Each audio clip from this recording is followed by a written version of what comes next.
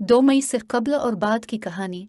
उसामा बिन Laden के पड़ोसी की ज़बानी। जब 2 मई 2011 को अमरीकी खुसूसी अफवाज के एक दस्ते ने सूबा खैबर पख्तूनख्वा के शहर एबटाबाद में दुनिया के सबसे मतलूब शख्स उसामा बिन लादन, उनके करीबी साथी अबू अहमद अल कुवैती और दीगर 3 अफराद के खिलाफ रात गए कार्रवाई की, तो इस वक्त जैन बाबा अपने घर के बरामदे में सो रहे थे। 90 साल से ज़्यादा उम्र वाले मोहम्मद जैन एबटाबाद के इलाके बिलाल टाउन में गुज़िश्ता 6 दहाइयों से रिहाइश पजीर हैं और जैन बाबा के नाम से मरूफ हैं। उसामा बिन लादन के मकान के सबसे करीब रहने वाले पड़ोसी जैन बाबा का घर उसामा बिन लादन के कंपाउंड के गेट के सामने वाक़ है, जिसके दरमियान में सिर्फ 7 फुट की एक सड़क है। बीबीसी से बात करते हुए जैन बाबा ने बताया कि उनकी याददाश्त अब कमज़ोर हो चुकी है, कुव्वत समात भी अच्छी नहीं है, लेकिन बहुत कुछ भूल जाने के बावजूद भी उन्हें 2 मई 2011 की रात का वाक़या अच्छी तरह याद है।